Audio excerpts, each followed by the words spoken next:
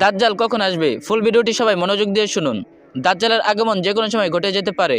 দাজ্জাল এসে মৃত জীবিত করার অভিনয় করবে, আকাশ থেকে বৃষ্টি নামাবে, ক্ষুধার্তকে খাবার দেবে, আর তখনও অধিকাংশ মানুষ তাকে চিনতে পারবে না সে কে। ইসলাম বলে সেই দাজ্জাল। দাজ্জাল কোনো কাল্পনিক কাহিনী নয়, কোনো রূপকথা চরিত্র নয়। সে হলো কিয়ামতের আগে মানুষের জন্য সবচেয়ে ভয়ানক পরীক্ষা। সে এমন এক ফিতনা যার তুলনা আর কোনো ফিতনার সাথে হয় না।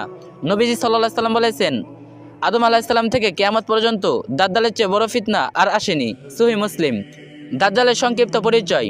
ইসলামী আকীদা অনুযায়ী দাজ্জাল দেখতে মানুষ আকৃতির, কিন্তু সাধারণ মানুষ নয়। তার এক চোখ অন্ধ, অপর চোখ হবে ভয়ঙ্করভাবে বিকৃত। তার কপাল লেখা থাকবে কাফফার, যা শুধু মুমিনরা পড়তে পারবে। সে নিজেকে খোদা বলে দাবি করবে, আর তার সাথে থাকবে এমন সব ক্ষমতা ও ভ্রম যা দেখে দুর্বল ইমানের মানুষ বিভ্রান্ত হয়ে যাবে। তার সাথে থাকবে এক মিথ্যা জান্নাত, এক মিথ্যা জাহান্নাম, আর এক ভয়ঙ্কর সত্য। আর ভয়ঙ্কর সত্য হলো তার জান্নাত আসলে জাহান্নাম, আর জাহান্নাম আসলে জান্নাত। দাজ্জাল এখন কোথায় এবং কোথা থেকে তার আগমন ঘটবে? সহিহ মুসলিমে বর্ণিত তামিম দারি রাদিয়াল্লাহু তাআলা আনহু এর হাদিসে জানা যায়, দাজ্জাল বর্তমানে আল্লাহর হুকুমে কোথাও বন্দী, শিকলবন্দি অবস্থায়। নির্দিষ্ট জায়গার নাম বলা হয়নি, তবে হাদিসের ইঙ্গিত অনুযায়ী তার আগমন ঘটবে পূর্ব দিক থেকে। নবী সাল্লাল্লাহু আলাইহি সাল্লাম বলেছেন, দাজ্জাল পূর্ব দিক থেকে বের হবে। তিরমিজি। অনেক আলেমের মতে সে প্রথমে মানুষকে তার দলে আহ্বান করবে, তারপর পৃথিবীর এক প্রান্ত থেকে আরেক প্রান্ত ছড়িয়ে পড়বে, কিন্তু সে কখনো মক্কা ও মদিনায় প্রবেশ করতে পারবে না। দাজ্জালের আগমনের আলামত ও লক্ষ্যসমূহ। হাদিস অনুযায়ী দাজ্জালের আগমনের আগে ১. দিনের জ্ঞান উঠে যাবে।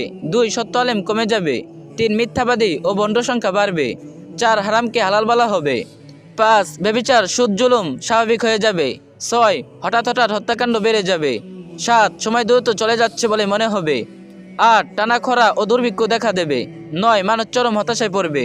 ১০. সবচেয়ে ভয়ঙ্কর আলামত, মানুষ সত্য ও মিথ্যার পার্থক্য করতে ভুলে যাবে, ইত্যাদি। আজ যদি আমরা দেখি এই আলামতগুলোর প্রায় সবই কি আমাদের চোখের সামনে নয়, এতে বোঝা যায় দাজ্জালের আগমন খুব সন্নিকটে। তাহলে এখন আমাদের করণীয় কি? নবী সাল্লাল্লাহু আলাইহি সাল্লাম আমাদের ভয় দেখাননি, বরং প্রস্তুতির পথ দেখিয়েছেন। দাজ্জালের ফিতনা থেকে বাঁচার উপায় জানিয়েছেন। নিয়মিত সূরা কাহাফ পড়া, বিশেষ করে সূরা কাহাফের প্রথম ১০ আয়াত। ঈমান ও আমল মজবুত করা, গুজব ও অন্ধ অনুসরণ থেকে দূরে থাকা, সত্য ও সহি জ্ঞানের সাথে যুক্ত করা, আল্লাহর কাছে দোয়া করা, হে আল্লাহ, আমি দাজ্জালের ফিতনা থেকে তোমার কাছে আশ্রয় চাই। কারণ দাজ্জালকে চিনতে পারবে কেবল শক্ত ঈমান দিয়ে, চোখ দিয়ে নয়।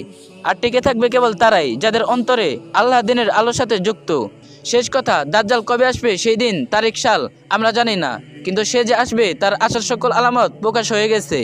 এটা নিশ্চিত। নিজেকে একবার নিজেই প্রশ্ন করুন, সে আসার আগে আমি কতটা প্রস্তুত, নাকি সে আসার পর তার ফিতনার আর মিথ্যা অলৌকিকতার মোহে পড়ে আপনি আমি হারিয়ে যাব।